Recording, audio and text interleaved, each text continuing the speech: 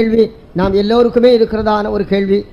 Why good things are happening to bad people and why bad things are happening to good people? ஏன் கெட்ட காரியங்கள் நல்லவர்களுக்கும் நல்ல காரியங்கள் கெட்டவர்களுக்கும் சம்பவிக்கிறது? Why good things are happening to bad people and bad things are happening to good people? ஏன் நல்ல காரியங்கள் கெட்டவர்களுக்கும் கெட்ட காரியங்கள் நல்லவர்களுக்கும் நடக்கிறது? Even in the Bible we find so many examples of that. Why? வேதாகமத்திலும் அநேக காரியங்களை அநேக உதாரணங்களை நாம் காணலாம். ஏன் இவைகள் சம்பவிக்கிறது? Look at the story of the rich man and Lazarus. அந்த ஐசுவானை குறித்தும் லாசருவை குறித்தும் இருக்கிறதான அந்த கதையை பாருங்கள். All life Lazarus was going through suffering as a beggar. Even dogs were licking his sores. இந்த லாசருவை நீங்கள் பார்த்தீர்கள் என்றால் தன் ஜீவிய காலமெல்லாம் அவன் மிகுந்த கஷ்டத்துக்கும் வேதனைக்குள்ளாம் ஆகிறான். அவனுடைய சரீரத்தில் உள்ளதான புண்களை நாய்கள் நக்கிட்டு அது மாத்திரமல்ல தன்னுடைய ஜீவனுக்காக பிச்சை எடுப்பது போலதான் அவன் ஜீவிக்க வேண்டியதாய் வந்தது. All life he was in that state. தன்னுடைய ஜீவிய காலமெல்லாம் ஏறக்குறைய அதே நிலவரத்திலே அவன் இருக்கிறான். And look at the rich man, sumptuously he was eating, every day he was feasting, everything seems to have gone well. அந்த ஐஸ்வர்யவானை பாருங்கள், மிகவும் சம்பிரமமாய் வாழ்கிறான். ஏறக்குறைய எல்லா நாளும் விருந்தை அனுபவிக்கிறவனாய் இருக்கிறான். அது மாத்திரமல்ல அவனுடைய ஜீவியத்திலே சகலமும் நல்லதாகவே நடந்து கொண்டிருந்தது. Why good things happening to bad people and why bad things happening to good people? ஏன் நல்ல காரியங்கள் கெட்டவர்களுக்கும் கெட்ட காரியங்கள் நல்லவர்களுக்கும் நடந்து கொண்டிருக்கிறது? Look at Job and his friends. யோபையும் அவருடைய நண்பரையும் கவனித்து பாருங்கள். Job was such a righteous man. யோபு ஒரு நல்ல நீதிமான். All the 10 children got killed in an accident. 10 பிள்ளைகளும் அவர் விபத்திலே மாண்டு போகிறார்கள். And the house where the children were seated, all the four corners, the wind blew and it fell upon them.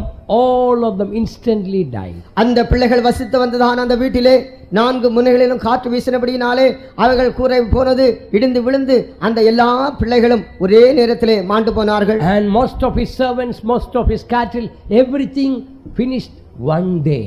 ஒரே நாளிலே அந்த ஏறக்குறைய எல்லா வேலைக்காரர்களும் அவனுக்கு இருந்ததான மிருக ஜீவன்கள் அனைத்துமே மாண்டு போயின. But look at his miserable friends. We don't read in the Bible anything wrong happening to them. ஆனால் அவனுக்கு வந்து சேர்ந்ததான நண்பர்களை பாருங்கள், இவளுக்கு எந்த ஒரு தீமையும் நடந்ததாக நாம் காண்கிறதே இல்லை. Why good things happening to bad people and bad things happening to good people? ஏன் நல்ல காரியங்கள் கெட்டவர்களுக்கும் கெட்ட காரியங்கள் நல்லவர்களுக்கும் சம்பவிக்கிறது? Maybe you may have that question in your heart. ஒருவேளை உங்கள் இருதயங்களிலே இப்படிப்பட்டதான கேள்விகள் இருக்கலாம். Lord, I am giving tithes and offerings. Always I have financial problem.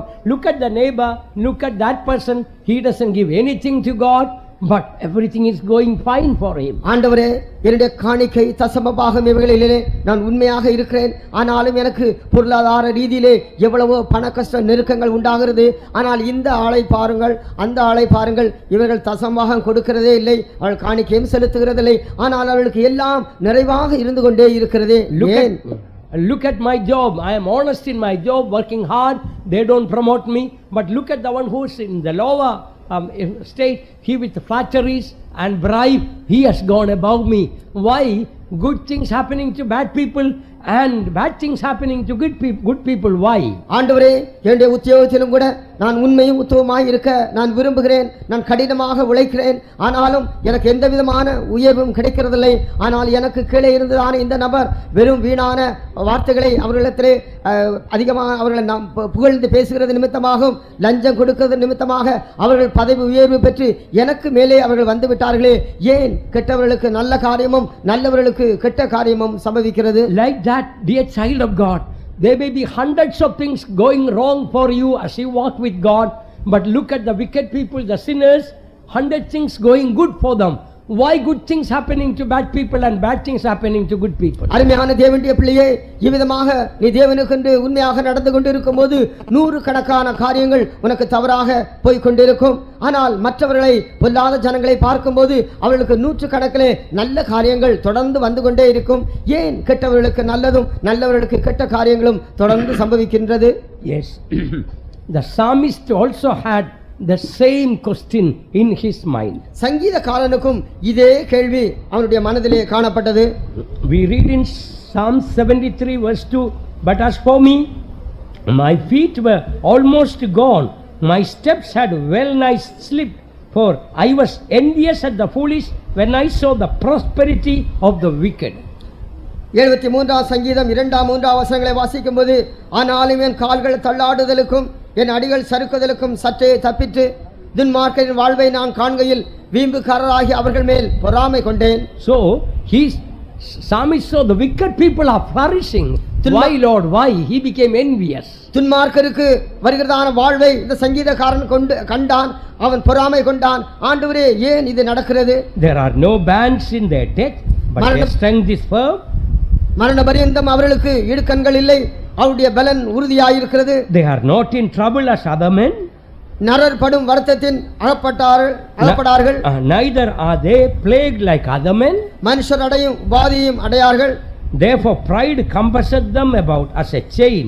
ஆகையால் பெருமை சரப்பணியை போல அவளை சுற்றி கொள்ளும். So many things good happening to these wicked people. இந்த துன்மார்க்கருக்கு எத்தனையோ நன்மையான காரியங்கள் ஒன்றன் பின் ஒன்றாக சம்பவித்துக் கொண்டே இருக்கிறது. Verse told, behold, these are ungodly who prosper in the world, they increase in riches. 12ஆம் வசனத்தை நான் வாசிக்கும்போது, இதோ இவர்கள் துன்மார்க்கர், இவர்கள் என்றும் சுகஜீவிகளாயிருந்து ஆஸ்தியை பெருக பண்ணுகிறார்கள். Verily I have cleansed my heart in vain and washed my hands in innocency. நான் விருதாவாகவே என் இருதயத்தை சுத்தம் பண்ணி குற்றமில்லாமலே என் கைகளை கழுவினேன். For all the day long have I been plagued and chastened every morning. நாள்தோறும் நான் வாதிக்கப்பட்டும் காலைதோறும் தண்டிக்கப்பட்டும் இருக்கிறேன். So Psalmist was wondering, Lord, what is the use of myself cleansing my heart and no good happening to me? அப்பொழுது இந்த சங்கீதக்காரன் விதமாக ஆச்சரியப்படுகிறான். ஆண்டவரே, நீ இருதயத்தை நான் நாள்தோறும் சுத்தம் பண்ணுகிறேன், ஆனால் எந்த நன்மையும் எனக்கு நடக்கவில்லையே. Look at the wicked people, they have riches, they have no sickness as I have, everything going well for them. அந்த துன்மார்க்கரை பாருங்கள், அவர்களுக்கு ஆசிகள் பெருகிறது, எனக்கு இருக்கிறது போல எந்த வியாதியும் அவளுக்கு இருக்கிறதில்லை. 16th verse, when I thought to know this, it was too painful for me. இதை நான் அறியும்படி யோசித்து பார்த்தேன், அது எனக்கு வேதனையை தந்தது என்று 16ஆம் வசனத்திலே வாசிக்கிறோம். Perhaps some of you may be wondering, ஒருவேளை நீங்களும் கூட இவ்விதமாக ஆச்சரியப்பட்டு கொண்டிருக்கலாம். Lord, why everything is going wrong for me? ஆண்டவரே, ஏன் எனக்கு எல்லா காரியங்களுமே தவறாக போய் கொண்டிருக்கிறது? I am fasting and praying. நான் உபவாசித்து ஜெபிக்கிறேனே. I am faithfully walking with God with honesty. நான் எல்லா உண்மையோடும் தேவனோடு கூட நடப்பதிலே உண்மையாய் இருக்கிறேன். I am faithful in God's money. தேவனுடைய பணத்திலே நான் உண்மையுள்ளவனாய் இருக்கிறேன். But look at my state. ஆனால் என் நிலவரத்தை பாரும். I have this problem and that problem. எனக்கு இந்த பிரச்சனை இருக்கிறது, அந்த பிரச்சனை தொடர்கிறது. But look at the sinners, the wicked people. ஆனால் இந்த பாவிகளை துன்மார்க்கரை பாரும். They don't have all these problems. அவர்களுக்கு இப்படிப்பட்டதான ஒரு பிரச்சனையும் இல்லையே. Lord, is it vain that I cleanse my heart? ஆண்டவரே, இவ்விதமாக நான் என்னுடைய இருதயத்தை சுத்தம் பண்ணினது விருதாவாக போகுமோ? Lord, is it vain that I am following you? நான் உம்மை பின்பற்றுவது வீணாக போகுமோ? Psalmist says, when I thought about it, it was painful. சங்கீதக்காரன் சொல்கிறான், இவ்விதமாக நான் யோசித்தபோது அது எனக்கு வேதனையை தந்தது. But the 17th verse, the answer came for the psalmist. ஆனால் இந்த சங்கீதக்காரனுக்கு அந்த இதற்கேனான பதில் 17ஆம் வசனத்திலே வருகிறது. Until I went into the sanctuary of God, then understood I their end. 16ஆம் வசனம் 17ஆம் வசனங்களிலே, நான் தேவனுடைய பரிசுத்த ஸ்தலத்துக்குள் பிரவேசித்து அவர்கள் முடிவை கவனித்து உணரும் அளவும் அது என் பார்வைக்கு விசனமாயிருந்தது. That was the answer for this question. இந்த கேள்விக்கு இதுதான் பதில். What is the answer for your question? உங்களுடைய கேள்விக்கு பதில் என்ன? If you are suffering in righteousness, your end is going to be glorious, and the wicked people, sinners, if they, in spite of all the sins and wickedness of them, what they do, everything may go well, but you look at the end is going to be miserable. நீங்கள் நீதிமான்களாக நடக்கவிருந்து உங்களுக்கு எல்லா காரியங்களும் தவறாக சம்பவித்துக் கொண்டிருக்கும் என்றால், ஆனால் முடிவிலோ எல்லாம் மகிமையாக முடிய போகிறது. ஆனால் அதே வேளையிலே துன்மார்க்கர் சகலமும் இருந்து சகலவற்றையும் கடைசி வரைக்கும் வைத்திருந்தாலும் அவருடைய முடிவை நீங்கள் கவனித்து பார்த்தீர்கள் என்றால் அவை எல்லாமே அவர்களுக்கு இல்லாமற் போகிறது.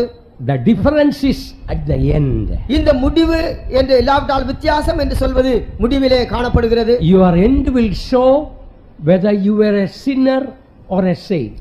உங்களுடைய முடிவுதான் நீங்கள் ஜீவிய காலமெல்லாம் ஒரு பாவியாக ஜீவித்தீர்களோ பரிசுத்தவானாய் ஜீவித்தீர்களோ என்று வெளிப்படுத்தும். Your end is going to show the type of life that you will live. உங்களுடைய முடிவு எவ்விதமான ஜீவியத்தை இந்த உலகத்திலே செய்தீர்கள் என்பதை வெளிப்படுத்த போகிறது. Look at so many saints in the Bible who suffered quite a lot. இவ்விதமாக வேதாகமத்தை நீங்கள் ஆராய்ந்து பாருங்கள். எத்தனையோ பரிசுத்தவான்கள் எத்தனையோ பாடுகளை அவர்கள் அனுபவித்திருக்கிறார்கள். Where wicked people were raised and saints were put down. அங்கு பார்க்கும்போது துன்மார்க்கரோ மேலே எழும்பினார்கள், ஆனால் பரிசுத்தவான்களோ கீழே தள்ளப்பட்டார்கள். In the book of Esther we read about Mordecai and Haman. எஸ்தரின் புத்தகத்திலே நாம் பார்க்கும்போது மொர்தெகாயை குறித்தும் ஆமானை குறித்தும் நாம் பார்க்கிறோம். Haman faced lot of Mordecai faced lot of problems in spite of doing righteousness. Haman being wicked, he was raised and raised and raised. மொர்தெகாய் அவன் நீதிமானாக நடந்து கொண்ட போதிலும் கூட அவனுக்கு எந்த ஒரு காரியமும் சம்பவிக்கவில்லை. ஆனால் ஆமோனோ பொல்லாதவனாக இருந்தான். அவன் எல்லா சந்தர்ப்பங்களிலும் இன்னும் உயர்ந்து பதவி உயர்வு பெற்றுக் கொண்டு போனான். Mordecai was the gatekeeper of the king's palace. அந்த அரண்மனையிலே இந்த மொர்தெகாய் வாயில் காப்பவனாக இருந்தான். He was very faithful. அவன் உண்மை உள்ளவனாக காணப்பட்டான். He discovered that a group of people were going to kill the king. இவ்விதமாக அந்த ராஜாவை கொல்லும்படியாக ஒரு கூட்டத்தார் சதி செய்கிறார்கள் என்பதை அவன் தெரிந்து கொண்டான். And he confidentially reported to the king, and those people were caught who wanted to kill the king. உடனடியாக ரகசியமாக ராஜாவுக்கு அந்த தூதை அனுப்பி அதன் மூலமாக அவரை கொல்ல வகை தேடினவர்கள் அகப்பட்டார்கள். But what we read in the Bible, it looked painful.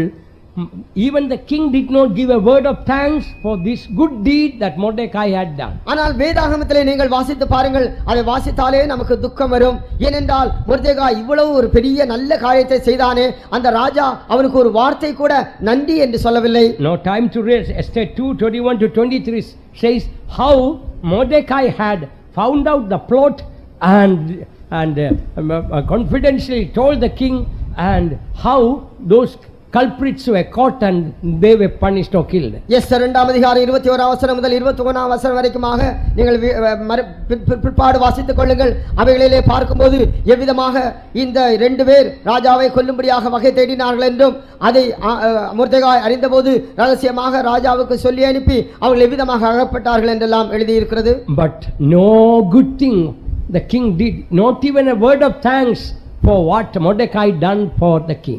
இந்த ராஜாவுக்கு மொர்தெகாய் செய்ததான காரியத்திற்காக இந்த ராஜா எந்த ஒரு நல்ல காரியத்தையும் செய்யவில்லை, ஒரு வார்த்தை நன்றி என்று கூட சொல்லவில்லை. Instead of that, immediately after what we read in 3rd chapter verse 1, that the king promoted higher the wicked Haman.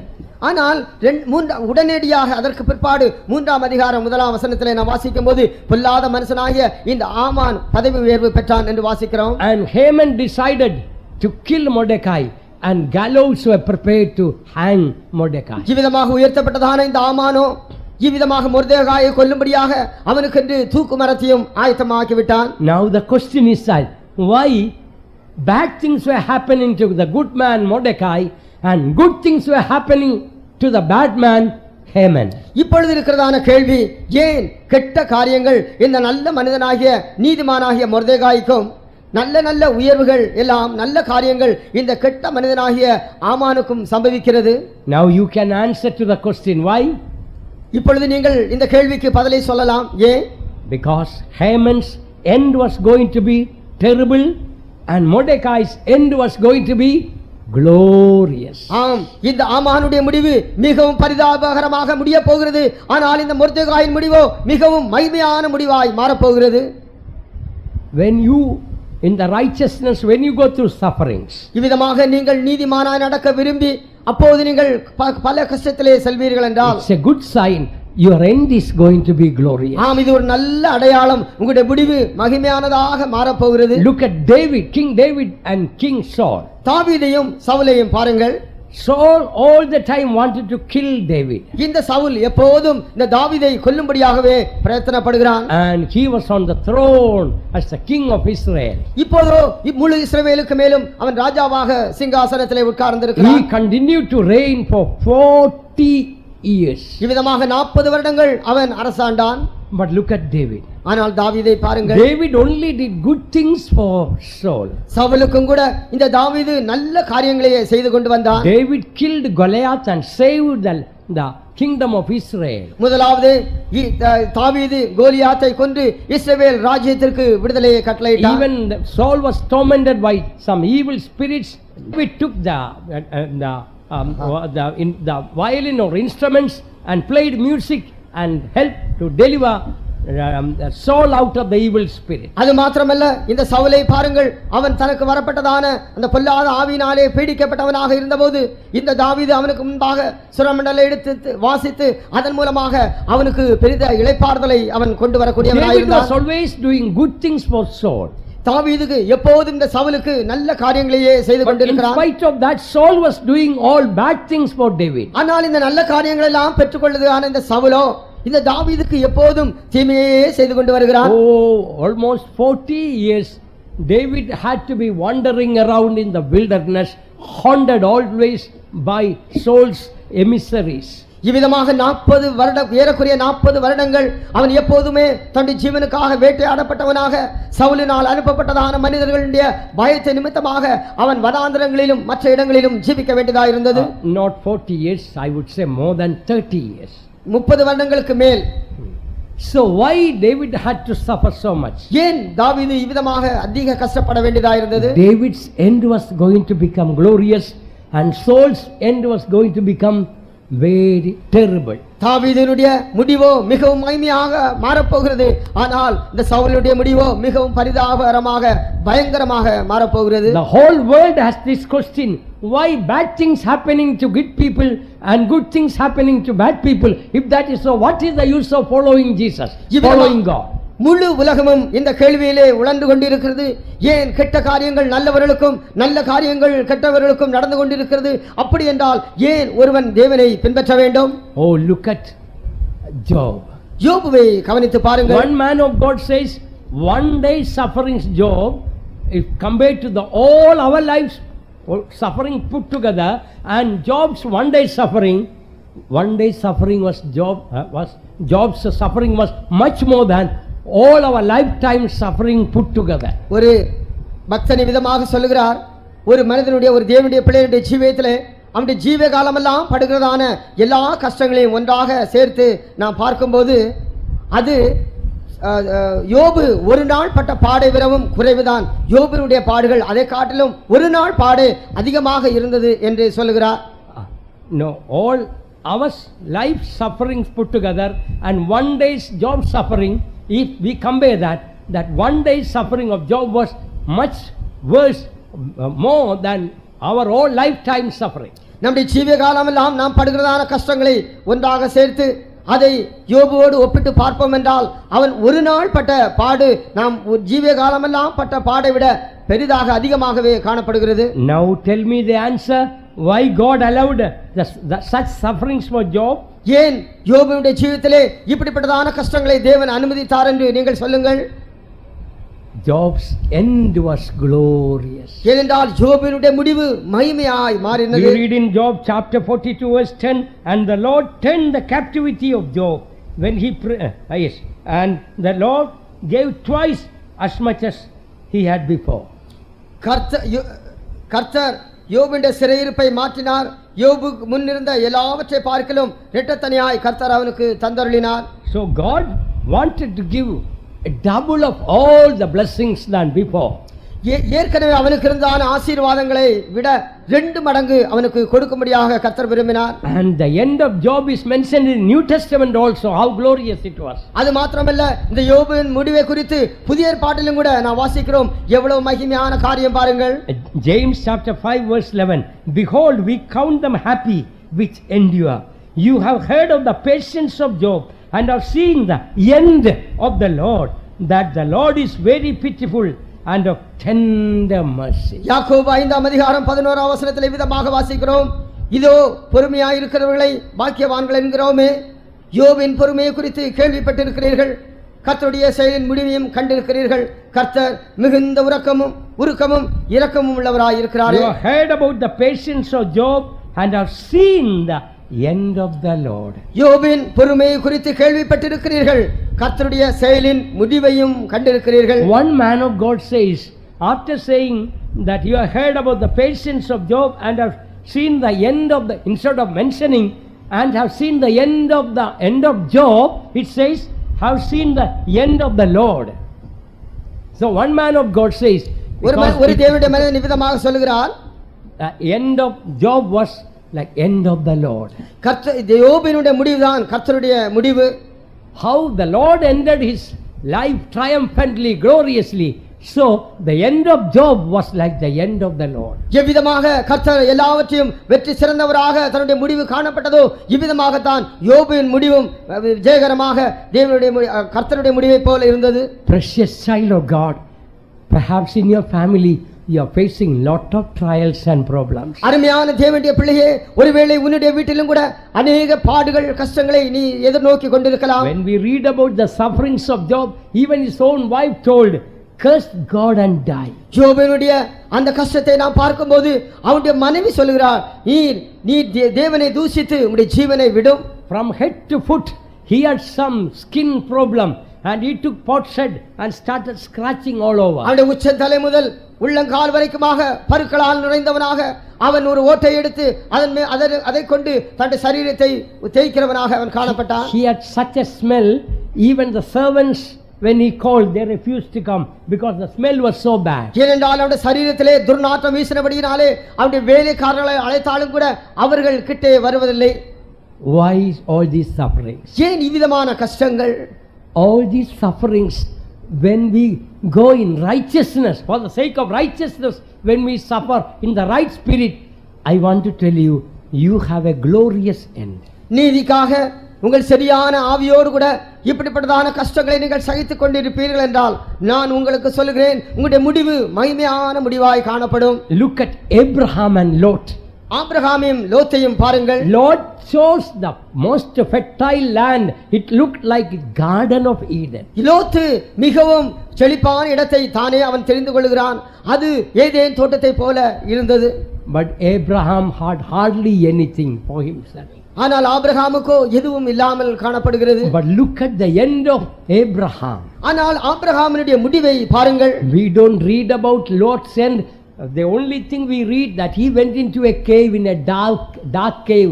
Afterwards we hardly hear anything about Lot. லோத்தினுடைய முடிவை குறித்து நாம் அதிகமாக கேள்விப்படுகிறதில்லை. இருட்டான ஒரு குகைக்குள்ளே அவன் பிரவேசித்தான் என்று மாத்திரம் நாம் அறிகிறோம். அதற்கு பிற்பாடு நாம் கேள்விப்படுகிறதில்லை. Precious child of God, some of you are going through lot of sufferings.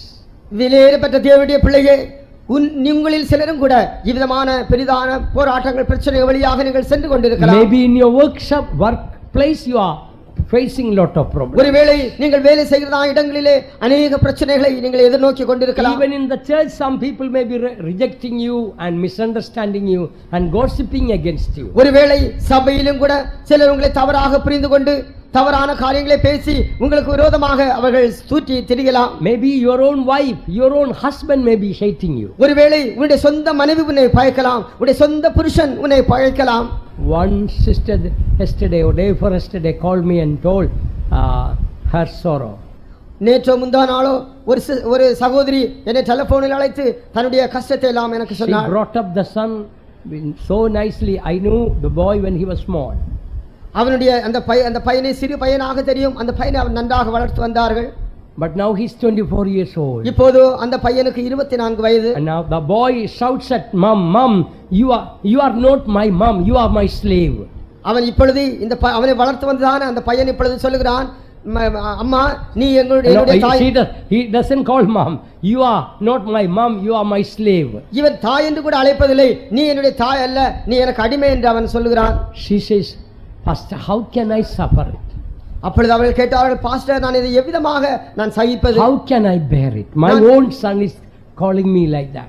என்னுடைய சொந்த மகனை இவ்விதமாக என்னை அழைக்கிறான், நான் எவ்விதமாக இதை சகிப்பது? Maybe some of you are going through so much pain and sorrow. ஒருவேளை உங்களில் பலரும் கூட இவ்விதமான அநேக கஷ்டங்கள் வேதனைகள் வழியாக செல்லலாம். You may be shedding tears in the presence of God. தேவனுடைய சமூகத்திலே நீங்கள் கண்ணீர் விட்டு கொண்டிருக்கலாம். Dear child of God, you have got good news.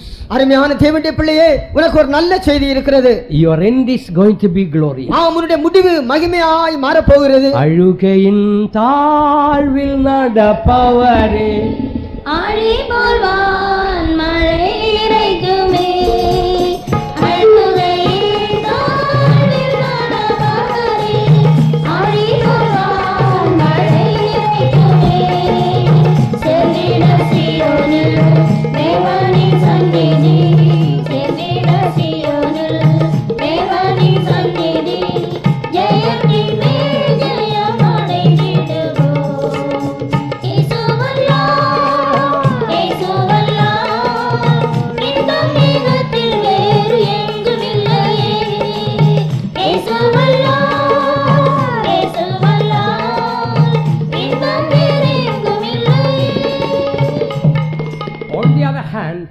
if you are backsliding and going away from God, இதற்கு பதிலாக நீங்கள் பின்மாறி தேவனை விட்டு தூரமாய் போவீர்கள் என்றால், and if everything is flourishing and your business, your work, everything is going up and up, அதே வேளையிலே உங்களுடைய வியாபாரம் எல்லாம் செழித்து ஓங்குகிறது, நீங்கள் எல்லா விதங்களிலும் முன்னேறுகிறீர்கள் என்றால், I tell you it's a very bad sign. நான் உங்களுக்கு சொல்கிறேன், அது மிக மோசமான அடையாளம். That means God has forsaken you. கர்த்தம் என்னவென்றால் கர்த்தர் உங்களை கைவிட்டு விட்டார். I had a pastor who was one of my spiritual fathers. Some of you may know Pastor Selvaraj. Pastor Selvaraj என்கிறான பாஸ்டரை குறித்து நீங்கள் எல்லாரும் ஒருவேளை கேள்விப்பட்டிருக்கலாம். அவர்தான் என்னுடைய ஆவிக்குரிய தகப்பன். He was a man, real man of God. உண்மையாக அவர் ஒரு தேவ மனிதன். One day he went to visit a backslider who was a businessman. அவர் ஒரு தடவை பின்மாற்ற நிலவரத்தில் இருந்ததான ஒரு வியாபாரியான மனிதனை சந்திக்கும்படியாக போனார். He could not be found in the house because he is always in the business place.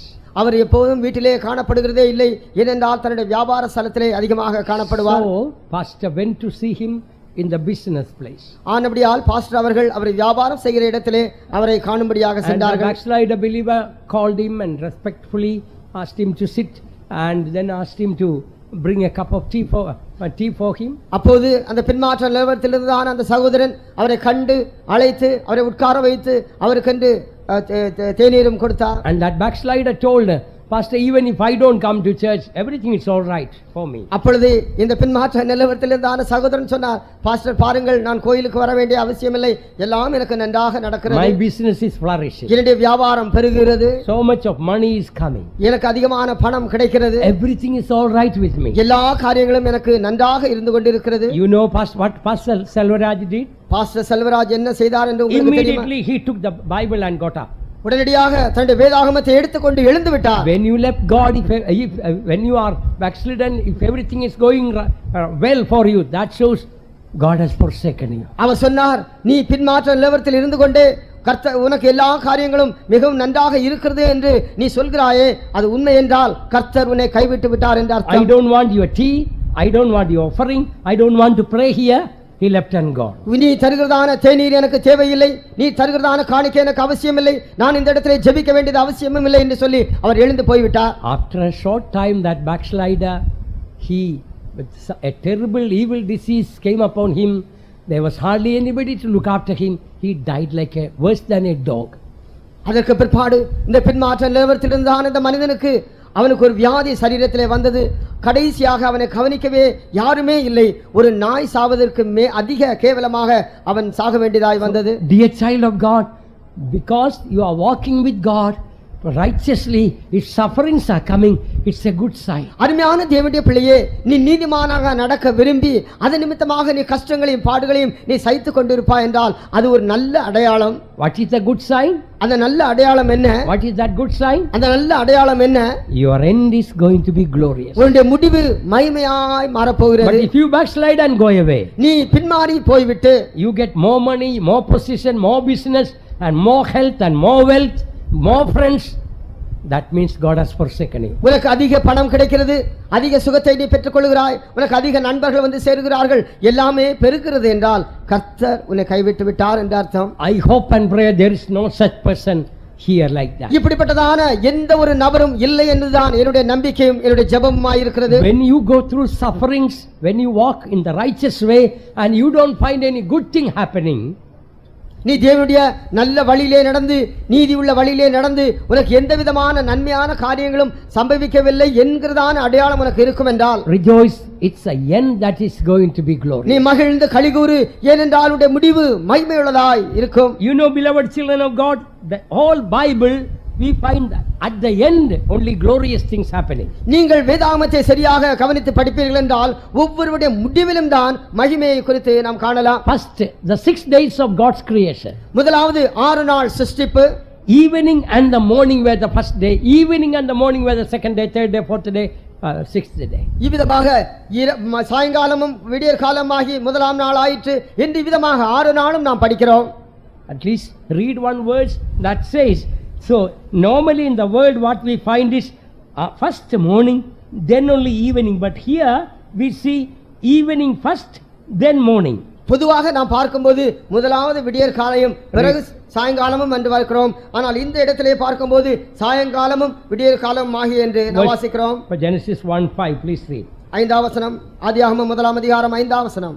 தேவன் வெளிச்சத்துக்கு பகல் என்று பெயரிட்டார், இருளுக்கு இரவு என்று பெயரிட்டார், சாயங்காலமும் விடியற்காலமாகி முதலாம் நாள் ஆயிற்று. Evening and the morning were the first day. சாயங்காலமும் விடியற் காலமுமாகி முதலாம் நாள் ஆயிற்று.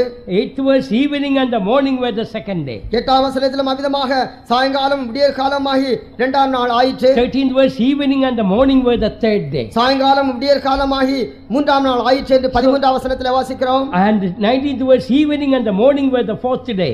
19ஆம் வசனத்திலே சாயங்காலம் விடியற் காலமாகி நான்காம் நாள் ஆயிற்று. 23rd verse, evening and the morning were the fifth day. 23ஆம் வசனத்திலே சாயங்காலம் விடியற் காலமாகி ஐந்தாம் நாள் ஆயிற்று. In God's creation, தேவனுடைய சிருஷ்டிப்பிலே evening at last. கடைசியாக Morning last. விடியற் காலம்தான் கடைசி. Evening beginning and morning last. சாயங்காலத்திலே தொடங்கி விடியற் காலமாய் முடிகிறது. Our morning is yet to come. நம்முடைய விடியற் காலம் இன்னும் வர இருக்கிறது. When the sun of righteousness will arise, and that is going to be the bright morning when the shadows flee away. நீதியின் சூரியன் உதிக்கிறதான அந்த வேளையில் தான் நமக்கு விடியற் காலமாக மாறுகிறது.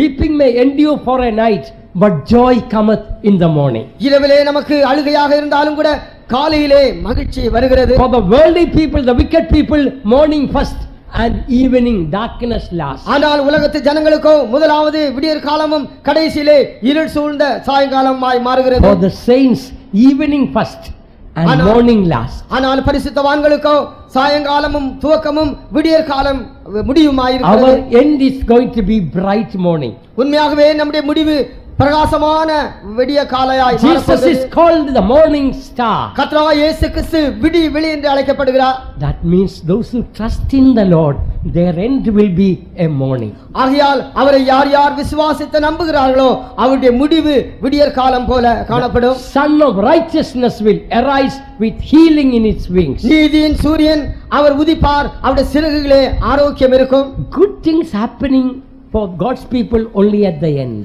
நல்ல காரியங்கள் தேவனுடைய பிள்ளைகளுக்கு முடிவில் தான் சம்பவிக்கிறது. Cain and Abel went to offer offering, but Cain's offering first, then only Abel's offering. காயினும் ஆபேலும் காணிக்கையை செலுத்த போகிறார்கள். முதலாவது காயின் தன்னுடைய காணிக்கையை செலுத்துகிறான், பிற்பாடுதான் ஆபேல் செலுத்துகிறான். First chance was given for Baal's prophets to bring down the fire.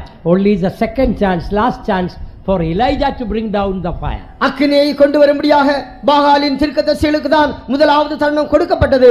அதற்கு பிற்பாடுதான் ஆண்டவருடைய தீர்க்கதரிசியாகிய அவனுக்கு இரண்டாவது தருணம் கொடுக்கப்பட்டது. First chance for the wicked king Saul to rule the kingdom, then second chance only for David. முதலாவது தருணம் பொல்லாத ராஜாவாகிய சவுலுக்கு தான் இஸ்ரவேல் ஜனங்களை ஆளும்படியாக தருணம் கொடுக்கப்பட்டது. அதற்கு பிற்பாடுதான் தாவீது அந்த இடத்திலே ராஜாவாகிறான். First chance for the worldly people to rule this government, rule this land. We don't get into the politics. Why? Because our ruling comes later. இந்த உலகத்தை ஆளும்படியாக பொல்லாத ஜனங்களுக்கு தான் கொடுக்கப்பட்டிருக்கிறது. நாம் ஏன் அரசியலில் பிரவேசிக்கவில்லை என்றால் நம்முடைய ஆளுகை இனி வருகிறதா இருக்கிறது. In case any believers get involved with the politics with folded hands, I tell you, our kingdom is not this. Our kingdom is yet to come. Don't get involved with all the politics of the ஆகையால் world. இந்த அரசியலிலே ஏதாவது விசுவாசிகள் அவர்கள் பங்கு கொண்டு இருப்பார்கள் என்றால் உங்களை இரு கரங்கூப்பி நான் உங்களை சொல்லிக் கொண்டிருக்கிறேன், நம்முடைய ராஜ்யம் இந்த உலகத்துக்குரியது அல்ல, நம்முடைய ராஜ்யமும் ஆளுகையும் இனி வரப்போகிறதா இருக்கிறது. ஆனபடியால் உங்களில் ஒருவரும் இப்பொழுது இருக்கிறதான அரசியலிலே நீங்கள் பங்கு பெறக்கூடாது.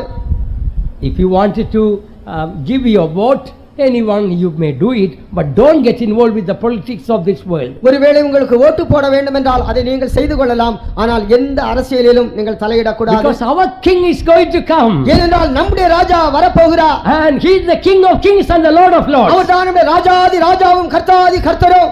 Saints of God are going to rule with that king. தேவனுடைய பரிசுத்தவான்கள் அந்த ராஜ்யத்திலே அரசாள போகிறார்கள். That king, that ruling is not 4 years or 5 years. It's going to be 1,000 years. அந்த ராஜ்யமானது 4 வருடங்கள் 5 வருடங்கள் மாத்திரம் நிலையில் நிற்பதில்லை, அது 1000 வருடம் அளவும் உள்ளதான And அரசாட்சி. that is going to be a kingdom of peace. அது ஒரு சமாதானத்தின் ராஜ்யமாய் மாறப் போகிறது. Saints, those who rule their own life now will rule that kingdom. இப்போது தங்களுடைய ஜீவியத்தை யார் ஆண்டு அடக்கி நடத்திக் கொள்கிறார்களோ அவர்கள் அந்த 1000 வருஷ அரசாட்சியிலே ஆளுகிறவர்களாய் இருப்பார்கள். What I wanted to say, according to the Bible principle, the end, saints' glory is at the end. நான் உங்களுக்கு சொல்ல விரும்புவதெல்லாம் வேதாகமத்திலே நாம் பார்க்கும்போது ஒவ்வொரு பரிசுத்தவானுடைய முடிவும் தான் மகிமையுள்ளதாய் காணப்படுகிறது. Even we read in the New Testament, the best wine in the marriage of Cana was served last. புதிய ஏற்பாட்டிலே நான் வாசிக்கும் போது அந்த கானாவூர் கல்யாண வீட்டிலே மிக அருமையான திராட்சரசம் இரண்டாவது தான் பரிமாறப்பட்டது. Finally only the best wine. கடைசியாக தான் மிகவும் நேர்த்தியான திராட்சரசம் பரிமாறப்பட்டது. Dear child of God, your end is going to be better than the beginning. அருமையான தேவனுடைய பிள்ளையே, உன்னுடைய முடிவு உன்னுடைய துவக்கத்தை காட்டிலும் மிக மேன்மையாக மாறப்போகிறது. The wisest man ever lived on this earth, Solomon says, let the end be better than the beginning. உலகத்திலே ஜீவித்ததான மனிதர்களே மிகவும் ஞானவானாயிருந்ததான சாலமோன் ராஜா சொல்லுகிறான், துவக்கத்தை காட்டிலும் முடிவு மேன்மையாக இருக்கட்டும். But that poor man, although his words were words of wisdom, his end was very pathetic. அந்த ஏழை மனிதன் அவருடைய வார்த்தைகள் எல்லாம் அதிக ஞானமுள்ளவே வார்த்தைகளாக இருந்தது, ஆனால் அவருடைய முடிவோ பரிதாபகரமாக மாறினது. Dear child of God, our end is more important than our beginning. அருமையான தேவனுடைய பிள்ளையே, நம்முடைய முடிவு நம்முடைய துவக்கத்தை பார்க்கலும் மேன்மையானதாக இருக்க வேண்டும். So many problems are in your family. ஒருவேளை உங்களுடைய குடும்பத்திலே பல பிரச்சனைகள் இருக்கலாம். You wanted your children to get the best but in the world, but you don't get anything but worst for the children. உங்களுடைய பிள்ளைகளுக்கு இந்த உலகத்திலே மிக மேன்மையான காரியங்களை கொடுக்க வேண்டும் என்று நீங்கள் விரும்பினீர்கள், ஆனால் அவர்களுக்கு கிடைத்ததெல்லாம் மிகவும் மோசமான காரியங்கள். So many sinners children, they have less education, may get a better job, but your child having better education, that sinner's child is not getting a job at all. உலகத்திலே நீங்கள் பார்க்கும்போது உங்களுடைய பிள்ளைகள் அதிகமான மதிப்பெண்கள் கடினமாக உழைத்து அதிக மதிப்பெண்கள் பெற்றிருந்தாலும் கூட அவர்களுக்கு நல்ல வேலை கிடைக்கவில்லை. ஆனால் உலகத்திலே பார்க்கும்போது அந்த பாவிகளுடைய பிள்ளைகளை பார்க்கும்போது அவர் குறைந்த மதிப்பெண்கள் பெற்றிருந்தாலும் கூட பதவி மிகுந்த உயர்விலே காணப்படுகிறார்கள். Your sufferings are not in vain. உங்களுடைய கஷ்டங்கள் எல்லாம் அது வீணாய் போவதில்லை. Now I want to, please be careful, I want to speak another important matter in this regard. இதை குறித்து மிகவும் முக்கியமான காரியத்தை நான் உங்களுக்கு சொல்ல போகிறேன். ஆனபடியால் நீங்கள் தயவு செய்து கவனமாக கேளுங்கள். There is a difference between bad things happening and evil things happening. கெட்ட காரியங்கள் சம்பவிப்பதற்கும் தீமையான காரியங்கள் சம்பவிப்பதற்கும் உள்ள வித்தியாசம் உண்டு. Psalm 91 verse 10 says that no evil shall befall thee, neither shall any plague come nigh thy dwelling. 91ஆம் சங்கீதத்திலே வாசிக்கிறோம், தீமை உன் அணுகாது, வாதை உன் கூடாரத்தை அணுகாது. So then no evil shall befall thee. What is the meaning of that? தீமை உன்னை அணுகாது என்று சொன்னால் அர்த்தம் என்ன? There may be accident taking place for sinners and saints equally. விபத்துக்கள் பாவிகளுக்கும் பரிசுத்தவான்களுக்கும் சமமாகவே நடக்கிறது. It may be happening. நடக்கலாம். And sicknesses may be equally for sinners and saints. வியாதியும் கூட அதே போல பரிசுத்தவான்களுக்கும் பாவிகளுக்கும் ஒன்று போல நடக்கலாம். What is the difference between evil and bad things? கெட்ட காரியங்களுக்கும் பொல்லாத காரியங்களுக்கும் உள்ள வித்தியாசம் என்ன? And the Bible says in Deuteronomy 7:15, I will not allow any evil disease which came upon Egypt to come upon you. உபாகமத்திலே நாம் வாசிக்கிறோம் எகிப்தியருக்கு வரப்பண்ணினான எந்த வியாதியும் உன்மேல் வரப்பண்ணேன். What is the difference between all the diseases and evil disease? மற்ற வியாதிகளுக்கும் இந்த பொல்லாத வியாதிக்கும் உள்ள வித்தியாசம் என்ன? What is the difference between all the problems, bad problems and evil problems? கெட்ட எல்லா உங்களுடைய பிரச்சனைகளுக்கும் இந்த பொல்லாத பிரச்சனைகளுக்கும் உள்ள வித்தியாசம் என்ன? Here what is the meaning that there shall no evil befall thee but so many problems happening to you? இங்கே வாசிக்கிறோம் ஆகையால் பொல்லாப்பு உனக்கு நேரிடாது என்று எழுதப்பட்டிருக்கிறது. ஆனால் நமக்கு எத்தனையோ பிரச்சனைகள் நம்மை சுற்றி இருக்கிறது. And in Psalm 121 also we read that he shall preserve thee from all evil. 121ஆம் சங்கீதத்திலே நாம் வாசிக்கிறோம் உன்னை எல்லா தீமைக்கும் உன்னை விலக்கி காப்பார். There is a difference between bad things happening, evil things happening. பொல்லாத காரியங்கள் நடப்பதற்கும் கெட்ட காரியங்கள் நடப்பதற்கும் வித்தியாசம் உண்டு. Bad things means anything that is bringing suffering while we are on earth. Normally generally we take it bad thing. பொதுவாக கெட்ட காரியங்கள் என்று சொல்லும்போது உலகத்திலே நமக்கு எதிரடியாக நடக்கிறதான நமக்கு கஷ்டத்தை கொண்டு வருகிறதான காரியங்கள். Say an accident took place, it was a bad accident because some pain or problems, injury was there, we call it was a bad accident. ஒரு விபத்து நடந்தது, அது ஒரு கெட்ட விபத்து. ஏனென்றால் அது நிமித்தமாக நமக்கு வலிகள் வேதனைகள் அடிகள் உண்டானது. Anything that generally brings some sufferings we may call it bad. பொதுவாக நமக்கு கஷ்டத்தை கொண்டு வருகிறதான காரியத்தை கெட்ட காரியம் என்று சொல்லுகிறோம். In one sense it's a bad thing. ஒரு விதத்திலே அவைகள் கெட்ட காரியங்கள். But what is evil? ஆனால் பொல்லாப்பு என்றால் என்ன? Evil means anything that will take you out of God. Any problem, any sickness, any accident, any suffering that will take you out of God, that is evil. எது உன்னை தேவனை விட்டு அப்புறப்படுத்துமோ அதுதான் பொல்லாப்பு. அல்லாவிட்டால் தீங்கு, வியாதியாக இருக்கலாம், இல்லாவிட்டால் உன்னை விபத்தாக இருக்கலாம். ஏதாவது ஒரு காரியம் தேவனை விட்டு நீங்கும் என்றால் அதுதான் தீங்கு. In the time of disease, if you really seek after doctors, medicines, and you start complaining and murmuring against God and questioning God, why this should happen to me, and if you distance yourself from God in that sickness is called evil disease. இவ்விதமாக நீ வியாதியிலே கஷ்டப்பட்டு கொண்டிருக்கிறாய் என்று வைத்துக் கொள்வோம்.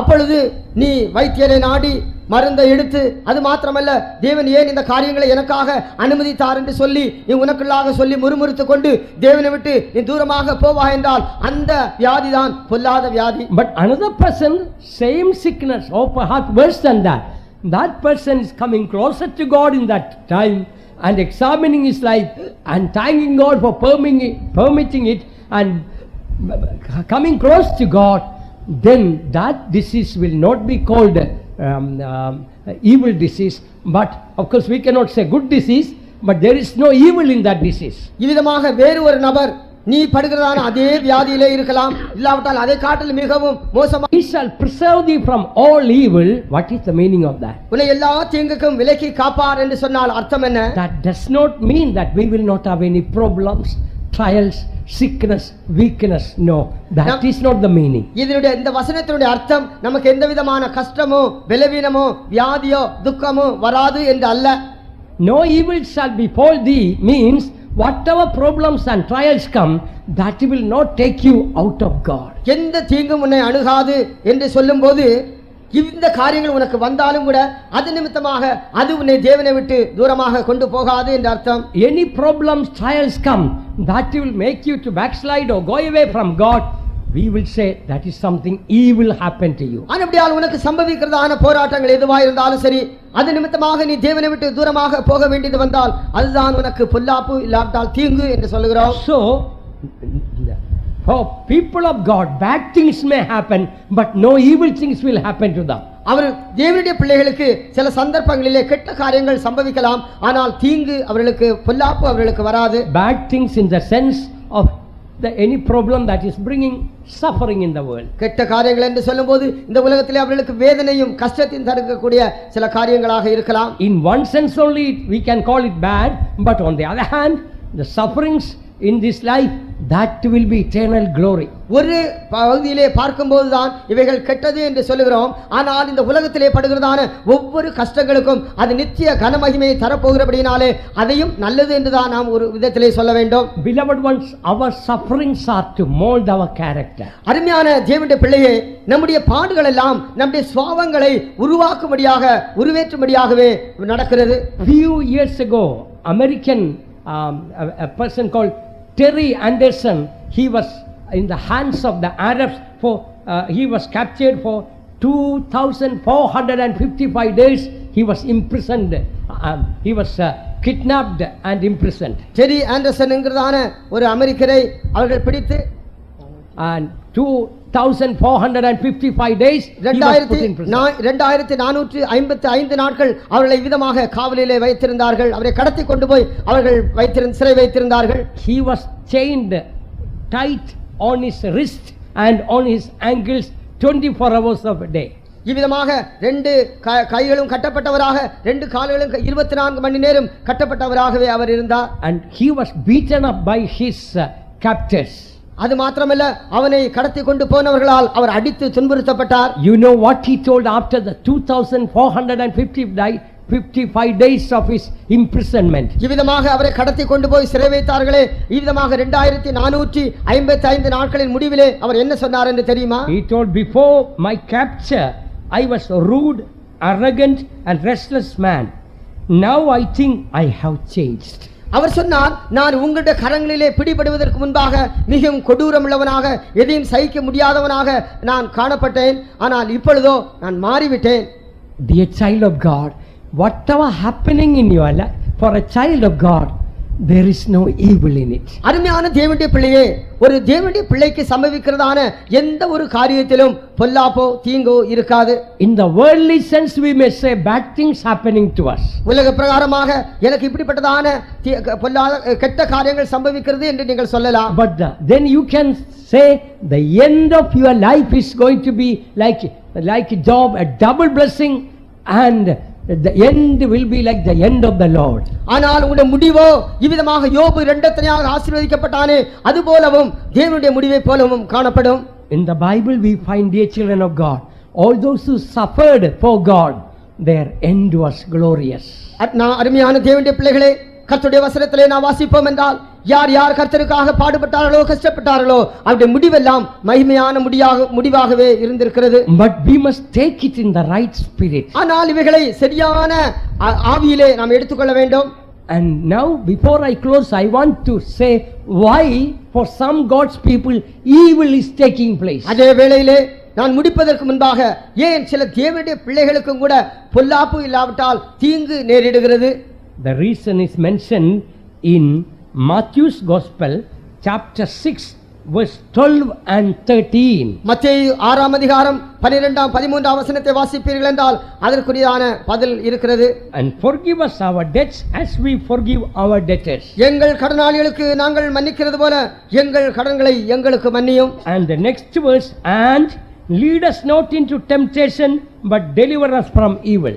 எங்களை சோதனைக்குட்பட பண்ணாமல் தீமையினின்று எங்களை ரட்சித்துக் கொள்ளும். Tamil is not clear in English, and a word, that conjunction and, that is connecting with the 12th and 13th verse, connecting with and. தமிழிலே அது ரெண்டு வார்த்தை, ரெண்டு வாக்கியங்களாக சொல்லப்பட்டிருக்கிறது. ஆனால் ஆங்கிலத்திலே 12ஆம் வசனத்தையும் 13ஆம் வசனத்தையும் சேர்த்தே சொல்லப்பட்டிருக்கிறது.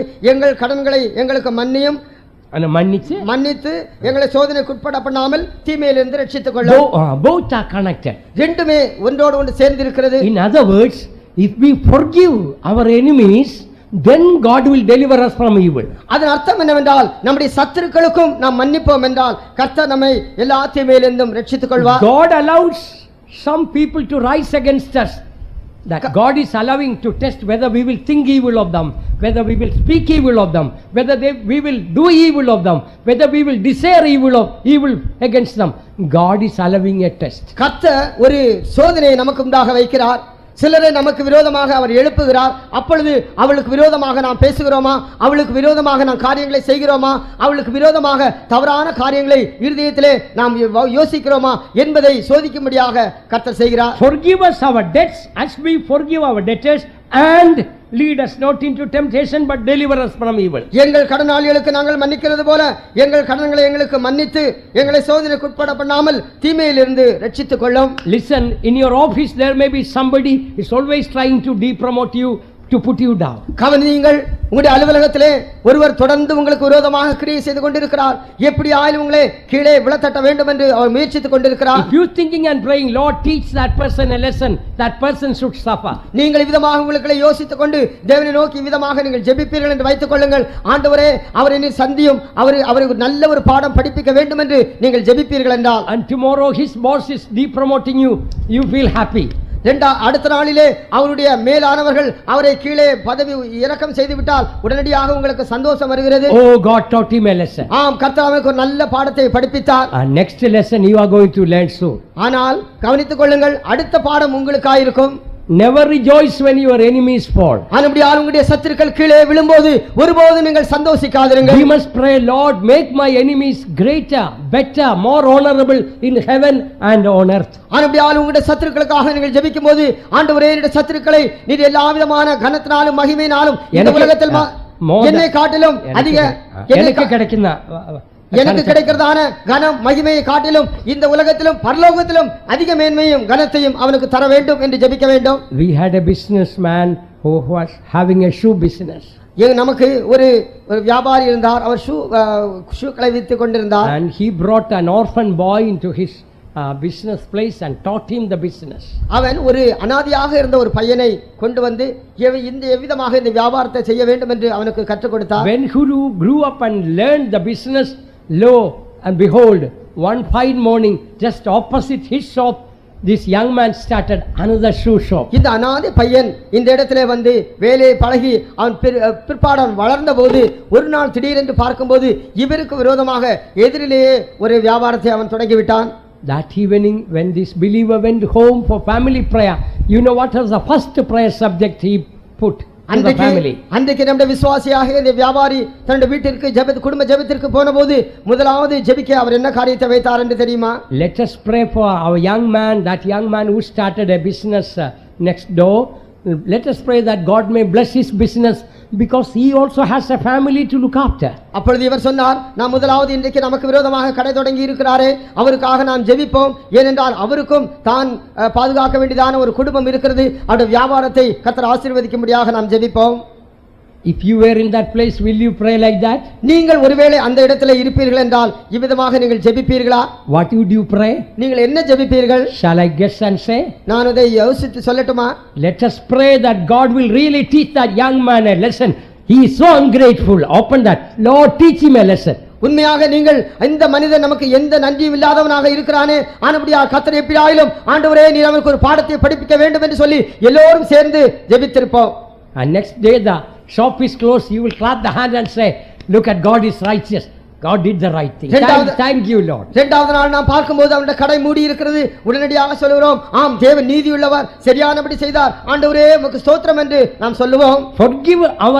Forgive our debtors as we forgive, and lead us not into temptation and deliver us from evil. எங்கள் கடனாளிகளுக்கு நாங்கள் மன்னிக்கிறது போல எங்கள் கடன்களை எங்களுக்கு மன்னித்து எங்களை சோதனைக்குட்படாமல் தீமையிலிருந்து ரட்சித்துக் கொள்ளும். Dear child of, if no evil should happen to you and me, உனக்கும் எனக்கும் எந்த தீமையும் நேரிடாமல் இருக்க வேண்டும் என்றால் there should not be any evil in our mind against our enemies. நம்முடைய சத்துருக்களுக்கு விரோதமாக எந்த தீமையும் நம்முடைய மனதிலே இருக்க கூடாது. There should not be any evil against our enemies in our tongue. நம்முடைய நாவிலும் கூட அவளுக்கு விரோதமான எந்த ஒரு காரியமும் இருக்க கூடாது. There should not be any evil against them in our heart. நம்முடைய இருதயங்களிலும் அவளுக்கு விரோதமான எந்த தீமையும் இருக்க கூடாது.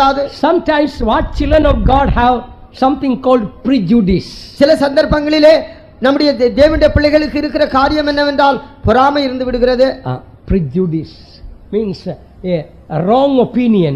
அவர்களுக்கு குறித்தான ஒரு தவறான ஒரு எண்ணம் இருந்து விடுகிறது.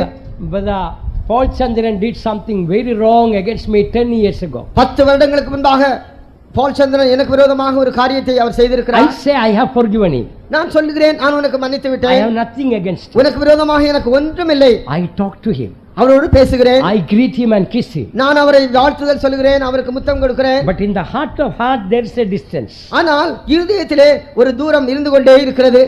After all, I know what he did ஆம், 10 years எனக்கு- ago. ஆம், எனக்கு தெரியும் 10 வருடத்துக்கு முன்பாக அவன் என்ன செய்தான் என்று எனக்கு தெரியும். He is the same person yet. இன்னைக்கும் அவன் அப்படித்தான் இருக்கிறான்.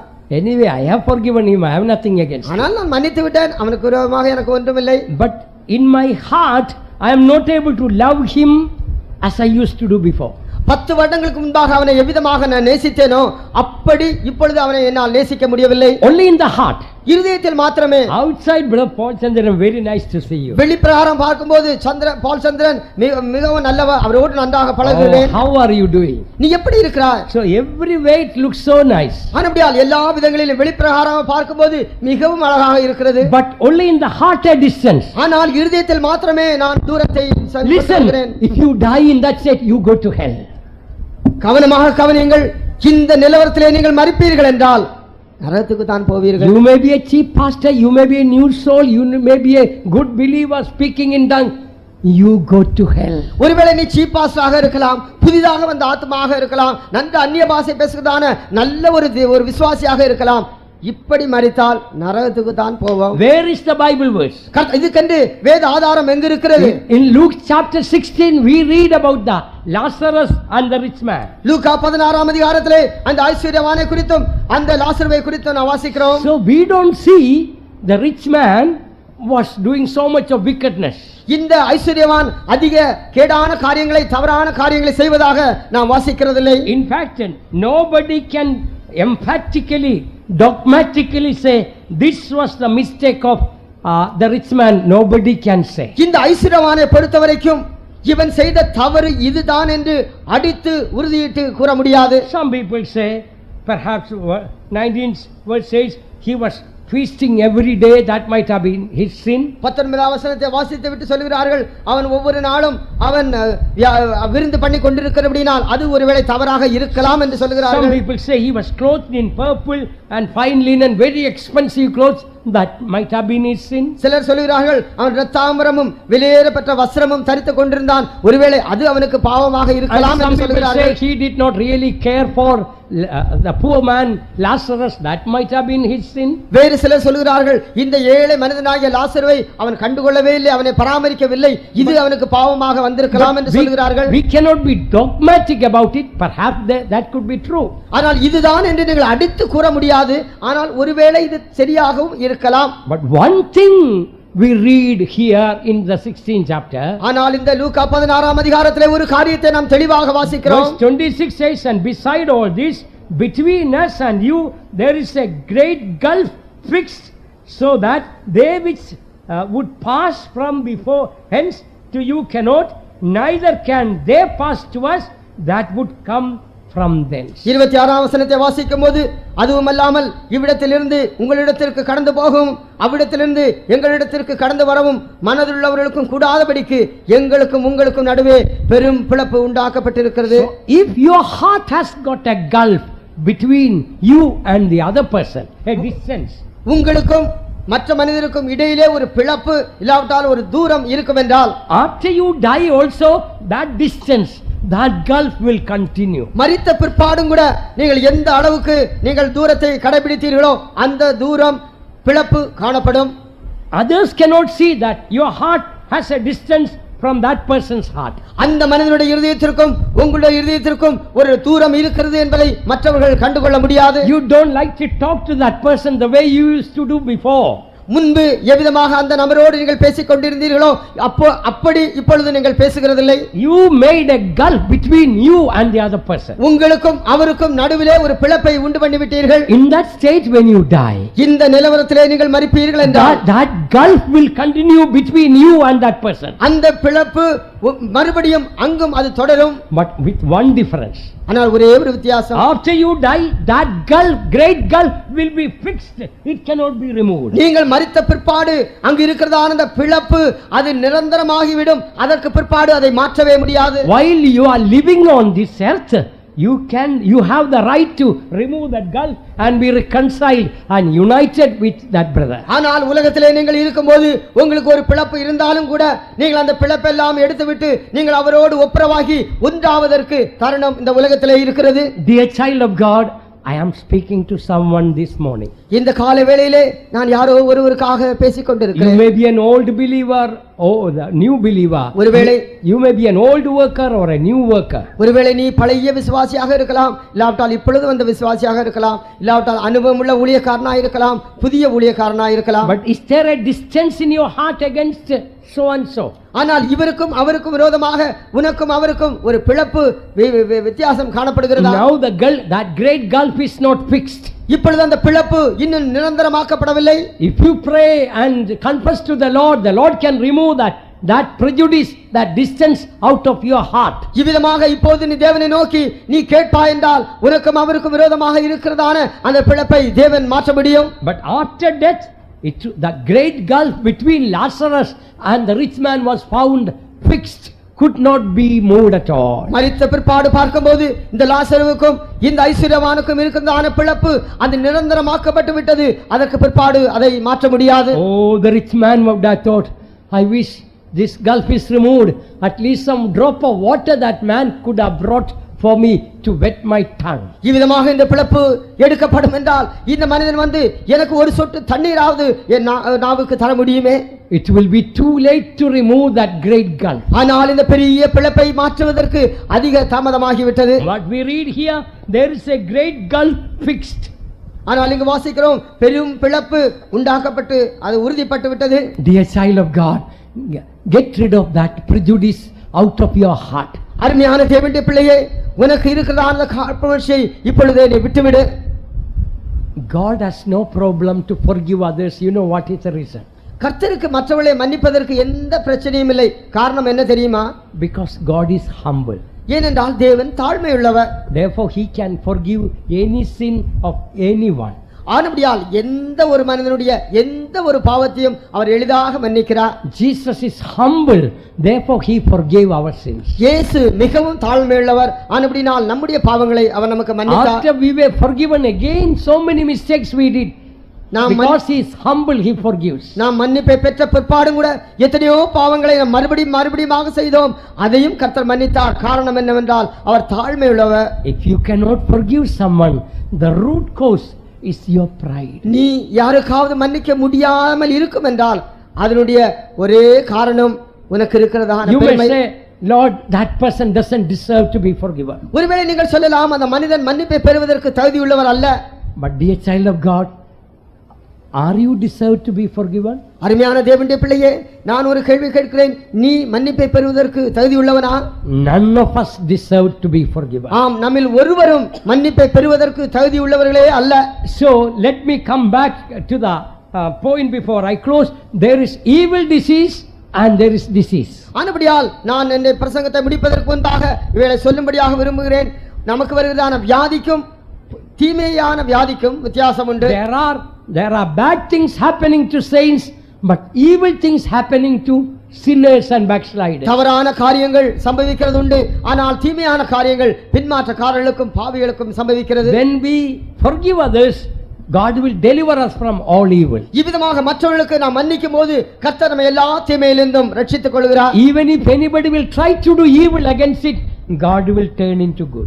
நமக்கு யாராவது தீமை செய்ய வேண்டும் என்று நினைத்து செய்தாலும் கூட அதையும் தேவன் நமக்கு நன்மையாக மாற பண்ணுவார். Look at Joseph. யோசேப்பை பாருங்கள். Look at the sufferings that he had gone through. அவன் பட்டதான பாடுகளையும் கஷ்டங்களையும் பாருங்கள். He was hated by his brothers. அவனுடைய சகோதரரால் அவன் வெறுக்கப்பட்டான். They put him into the pit. அவனை குழியிலே போட்டு விட்டார்கள். They planned to kill him. அவனை கொல்லும்படியாக தீர்மானித்தார்கள். They sold him as a slave. ஆனாலோ அவனை ஒரு அடிமையாக விற்று போட்டார்கள். Afterwards, more than 10 years, he was in the prison of Egypt. அதற்கு பிற்பாடு அந்த எகிப்தின் சிறைச்சாலைகளிலே 10 வருடங்கள் அவன் அவதிப்பட்டான். So many bad things happened to him. அவனுடைய ஜீவிதத்திலே பல தவறான காரியங்கள் சம்பவித்தது. Why? For a good man bad things happened. ஏன் ஒரு நல்ல மனிதனுக்கு தவறான காரியங்கள் சம்பவிக்கிறது? Look at the end of Joseph. ஆனால் யோசேப்பின் முடிவை பாருங்கள். It was a glorious end. அது ஒரு மகிமையான முடிவாய் காணப்பட்டது. And finally what he told his brothers. கடைசியாக தன் சகோதரர்களுக்கு அவன் என்ன சொன்னான்? You thought evil against me, நீ but God meant it unto good.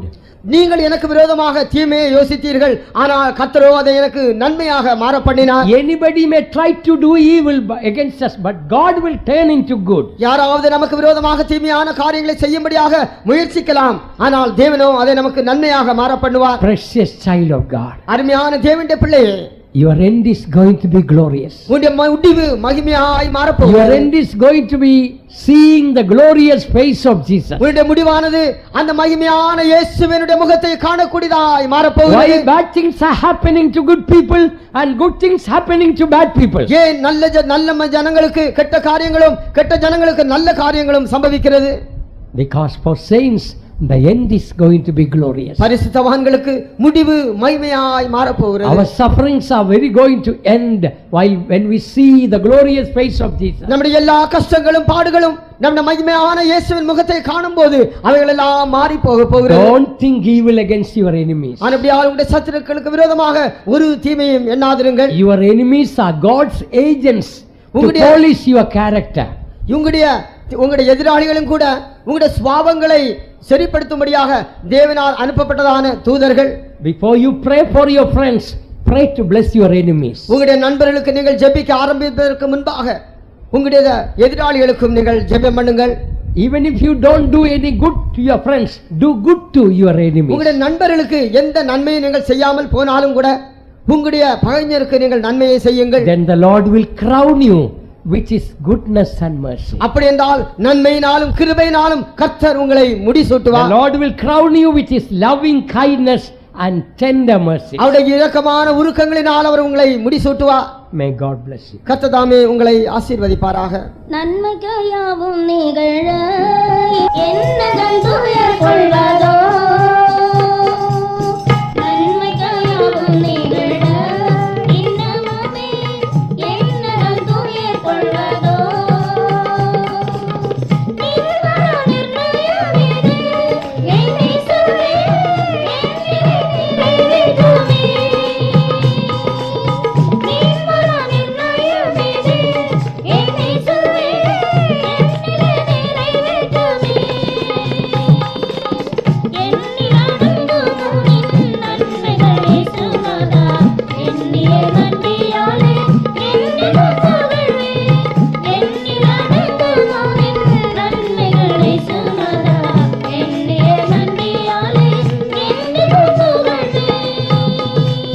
மாட்சியில் வருவீரே என் சரீரம் மீட்பினை அழைத்திடவே.